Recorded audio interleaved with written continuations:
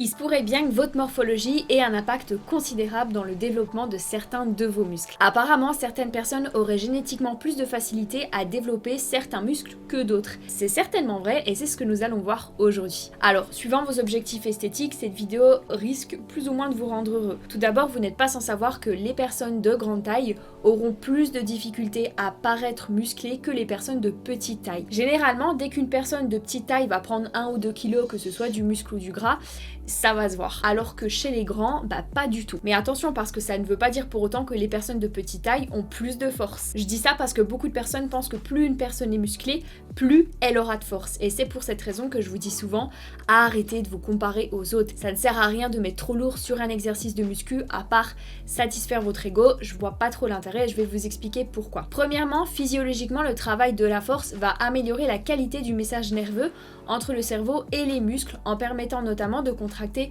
le plus de fibres musculaires possible et le plus fort possible. Il faut savoir que le travail en force va également modifier la répartition du type de fibres musculaires et privilégier la création de renouvellement de fibres spécifiques à la force. En gros, vous allez davantage entraîner votre système nerveux. Et forcément, plus vous voudrez avoir de la force, moins vous devrez faire de reps pour pouvoir mettre plus lourd. Et plus vous voudrez être endurant, plus vous devrez faire de répétitions. Et malheureusement, c'est pas en faisant 1 ou 2 répétitions que vous allez prendre beaucoup de masse musculaire. Pour ça, il faut en faire au moins 5-6. Fabriquer de la masse musculaire augmente quasiment automatiquement la force. Cependant, la force peut exister indépendamment de la masse musculaire, c'est-à-dire qu'il est possible d'entraîner spécifiquement la force sans trop prendre de muscle. Et c'est pour cette raison, par exemple, qu'un haltérophile de 70 kg pourra soulever beaucoup plus lourd au squat qu'un bodybuilder de 100 kg. La spécificité des entraînements de force permet d'optimiser le fonctionnement des muscles sans les faire grossir. Cela dit, il faut quand même savoir qu'au bout d'un certain stade, il est nécessaire de développer plus de masse musculaire pour avoir plus de force. Et c'est d'ailleurs pour ça que les personnes les plus fortes de la Terre sont des personnes qui sont très musclées, et vous pouvez constater aussi qu'elles sont très grasses, parce qu'en effet, plus une personne a de la masse grasse, plus elle aura de la force, car meilleur sera son angle de tirage, et donc elle aura plus de capacité à prendre de la masse musculaire. Bien sûr, à partir d'un certain taux de gras, on va commencer à être essoufflé, donc là, la force va commencer à décroître, mais ça n'empêche que l'angle de tirage sera quand même meilleur. Dites-vous que quand vous faites un exercice que vous n'avez jamais fait ou que vous n'avez pas fait depuis longtemps, votre système nerveux part de zéro. Moi par exemple, l'autre jour j'ai fait du leg extension, alors que j'en fais une fois toutes les morts d'évêque, je peux vous assurer que je mettais pas plus de 10 kg, alors que sur la presse, en ce moment je mets 120 kg, je peux monter jusqu'à 200 en temps normal quand je suis pas enceinte, et aussi j'ai un point fort quadriceps. Comme quoi, ça ne veut rien dire. Donc ne vous sentez pas nul si vous voyez qu'une personne met beaucoup plus lourd que vous sur un exercice, puisque c'est surtout une question d'habitude. La deuxième raison pour laquelle ça ne sert à rien de mettre trop lourd sur un exercice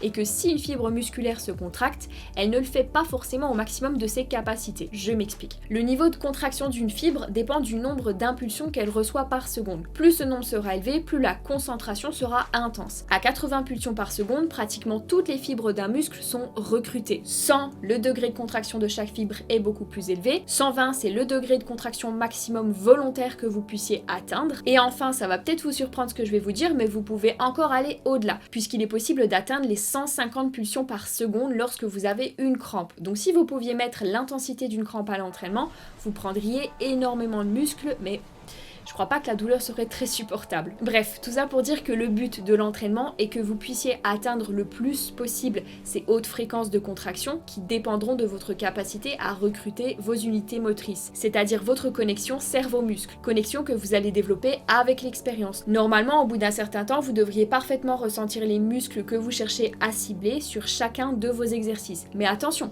c'est pas parce que vous faites un exercice réputé pour travailler les fessiers que le muscle théoriquement ciblé est automatiquement recruté. C'est pas parce qu'une fit girl vous dit voici le meilleur exercice fessier que vous devez la croire sur parole. Premièrement, parce qu'il existe une compétition de recrutement entre les muscles. Sur un exercice de base comme le squat qui sollicite les fessiers, les cuisses et les mollets, ce sont toujours les muscles les plus en avance qui seront prioritairement recrutés. Donc si vous avez du mal à ressentir vos fessiers sur ces exercices d'une manière générale, C'est peut-être pour cette raison. Peut-être que vous avez des quadriceps ou des ischios tellement forts que ce sont largement eux qui prennent l'avantage. Et c'est pour cette raison qu'il y a beaucoup de filles qui disent je n'arrive pas à ressentir mes fessiers sur les exercices de bas du corps. Donc clairement, ça n'est pas qu'une question de choix d'exercice. Et le problème là-dedans, c'est qu'il y a de grandes chances que ça s'arrange pas. En effet, il est plus difficile de conserver des mauvaises habitudes de recrutement d'un muscle plutôt que d'en adopter de nouvelles. C'est très difficile de corriger une personne qui a adopté la mauvaise posture sur un exercice. Souvent, quand on va lui faire la remarque en coaching, elle va réussir à corriger ça sur l'instant T, mais les fois prochaines, si elle ne se souvient pas de la remarque qu'on lui a faite, elle va continuer sans cesse de reproduire le même schéma et en fait, ça va s'aggraver. Son point faible va devenir encore plus un point faible. C'est pour cette raison que vous devez tout de suite vous rendre compte si vous avez un muscle trop faible par rapport à d'autres, parce que plus vous attendrez, plus ils deviendront faibles. Bien sûr, les mauvaises habitudes ne sont pas la seule manière d'expliquer un point faible, et on va en voir d'autres juste après. Mais c'est certainement celle qui prend le plus de place. Je vais vous donner quelques petits conseils si vous souhaitez rattraper un muscle faible, ou si vous avez du mal à ressentir certains muscles dans votre séance. D'abord, privilégiez les exercices d'isolation, c'est-à-dire les exercices qui ne sollicitent que ce muscle. Ensuite, faites au moins 10 reps. Ce n'est pas l'intensité qui permet l'apprentissage, mais la répétition du bon geste. Moi, je vous conseille même d'aller en vrai jusqu'à 15-20 reps, surtout pour un exercice d'isolation. Le problème, c'est que si vous avez un point faible fessier que vous souhaitez rattraper, il n'existe pas beaucoup d'exercices d'isolation. En vrai, en réalité, à part le kickback, sans plier la jambe, attention, j'en vois pas d'autres. En plus, cet exercice, comme vous le savez peut-être, il est vraiment pas terrible parce qu'on a une toute petite plage d'amplitude disponible. Par contre, il y en a un que j'ai découvert il y a pas longtemps et qui est vraiment super bien pour les fessiers. C'est celui-ci, mais malheureusement, c'est pas un exercice d'isolation. Cela dit, je vous invite quand même à le tester parce qu'il est vraiment excellent pour les fessiers. En tout cas, une meilleure sensation au niveau d'un muscle faible sur les exercices d'isolation finira par déteindre sur les exercices polyarticulaires qui s'avéreront ainsi être plus efficaces pour travailler ce muscle. Et donc l'idéal dans votre situation, c'est de commencer par des exercices d'isolation et de finir par des exercices polyarticulaires, c'est-à-dire des exercices qui sollicitent plusieurs muscles. Mais attention, ne vous contentez pas de faire uniquement des exercices d'isolation, car il est avéré que ceux qui engagent le plus de muscles sont les exercices polyarticulaires. Ensuite, ne mettez pas trop lourd, parce que plus vous mettrez lourd, plus vous risquez de compenser avec d'autres muscles, c'est-à-dire d'engager d'autres muscles qui ne sont pas censés travailler sur l'exercice. Et quand je dis ça, je pense notamment aux personnes qui se balancent complètement sur le tirage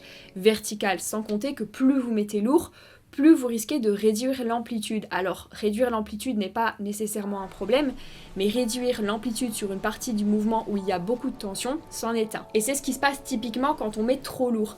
Exemple, vous n'arrivez pas à remonter tout en haut sur le hip thrust parce que vous avez mis trop de poids, ou bien vous n'arrivez pas à descendre trop bas au développé couché parce que votre barre est trop lourde aussi. Mais je vais pas détailler plus ce point parce que j'ai déjà fait une petite vidéo là-dessus que je vous mets en description. N'hésitez pas également à adapter votre entraînement en fonction de votre prédominance de fibres musculaires. Dans votre corps, vous avez deux types de fibres musculaires. Les fibres de type 1 qui sont celles que l'on utilise essentiellement dans les sports d'endurance et les fibres de type 2 qui sont celles que l'on utilise principalement dans les sports explosifs tels que la force athlétique, le sprint ou encore la musculation. À titre d'exemple, les fibres lentes sont surreprésentées dans les muscles posturaux, donc par exemple du cou, car ils sont utilisés tout le temps pour de longues périodes, alors que les triceps sont composés d'une majorité de fibres rapides pour générer des mouvements brefs mais intenses, comme par exemple lancer un objet. Normalement, les muscles humains sont composés de 50% de fibres lentes et 50% de fibres rapides. Et les meilleurs en musculation ont des muscles anormalement denses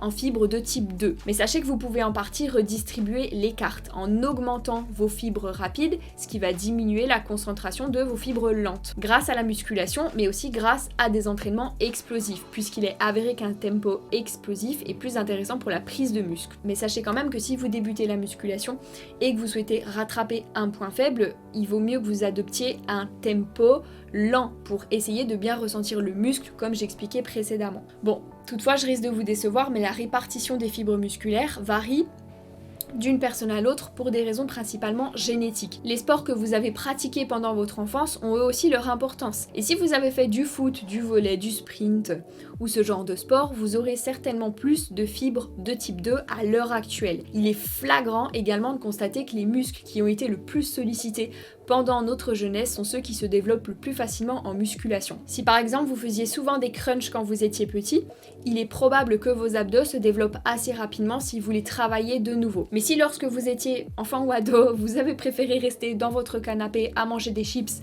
un peu comme moi, vous n'aurez pas cette chance. Par contre, vous aurez peut-être de la chance autrement. Il y a un autre facteur qui peut expliquer qu'une personne a beaucoup de force et ou beaucoup de masse musculaire, et c'est la morphologie. Comme je vous l'ai dit en début de vidéo, les personnes grandes ont plus de difficultés à paraître musclées. Mais en fait, c'est pas tout à fait vrai. Certes, les petits auront plus de facilité à grossir leurs muscles parce qu'ils se remplissent entre guillemets plus vite, mais les grands auront plus de capacité à les faire grossir. Donc quand on est petit, finalement, on atteint plus rapidement notre potentiel maximal de prise de muscle, mais quand on est grand, on va avoir beaucoup plus de potentiel. Mais là encore, c'est pas tout à fait vrai ce que je vous dis.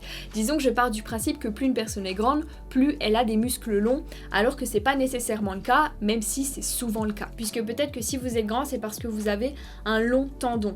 Plus un muscle est long, plus il aura de capacité à s'hypertrophier, c'est-à-dire à grossir. Si vous avez un fessier long, vous aurez plus de chances qu'il soit volumineux. Mais pour ça, il va falloir beaucoup travailler parce qu'il se remplira moins vite, entre guillemets, qu'une personne qui a un fessier court. Par contre, un fessier long est forcément un fessier qui s'attache bas sur votre fémur, qui est l'os de la cuisse. Ce qui veut dire que vous aurez probablement des ischios courts. Autre chose aussi qui va impacter le visuel de votre fessier, c'est votre cambrure. Plus vous avez une forte cambrure, plus votre fessier paraîtra volumineux. On a des influenceuses par exemple qui ont une très forte cambrure et qui du coup ont l'air d'avoir des fessiers ultra musclés alors qu'en réalité c'est pas vraiment le cas. Et alors non, le fait de développer vos moyens fessiers ne va pas, comme on l'entend souvent, vous rendre la taille plus fine. Les moyens fessiers sont situés ici et non ici.